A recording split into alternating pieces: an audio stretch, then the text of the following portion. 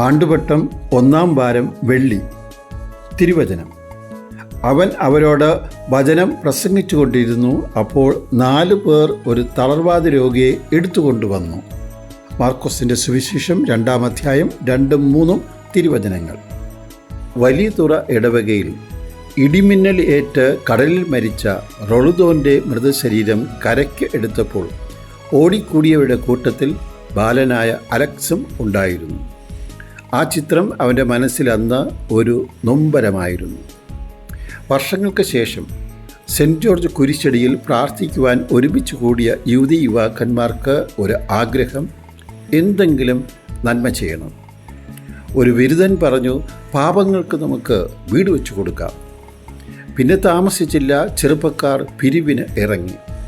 ഒരു വീട്ടിൽ ചെന്നപ്പോൾ ഒന്നും കിട്ടിയില്ല. കുറേ ആക്രി സാധനങ്ങൾ അവിടെ കണ്ടു. അവ എടുത്തുകൊള്ളട്ടെ എന്ന് അവർ ചോദിച്ചു. അനുവാദം കിട്ടി. വീട് വയ്ക്കുവാനുള്ള ഫണ്ട് ശേഖരണം അവിടെ തുടങ്ങി. ആദ്യ വീട് ആർക്ക് കൊടുക്കണം എന്ന ചോദ്യത്തിന് ഉത്തരം കിട്ടുവാൻ പ്രയാസം ഇല്ലായിരുന്നു. ഞാൻ നേരത്തെ സൂചിപ്പിച്ച ആരും സഹായിക്കുവാനില്ലാത്ത കടലിൽ മരിച്ച റൊളുദോൻ്റെ കുടുംബത്തിന് എന്ന് എല്ലാവരും ഒരുമിച്ച് തീരുമാനിച്ചു.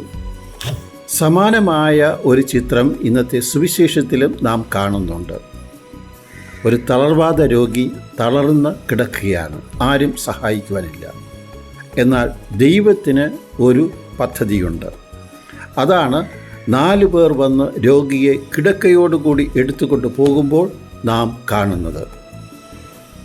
വലിയ തുറ ഇടവകയിലെ യുവജനങ്ങളെ ചലിപ്പിച്ച ദൈവമേ, തളർവാദ രോഗിയെ ചുമന്നവരെ ചലിപ്പിച്ച ദൈവമേ, ഈ വചനം ശ്രവിക്കുന്ന ഞങ്ങളുടെ ഹൃദയങ്ങളെയും അങ്ങ് ചലിപ്പിക്കണമേ.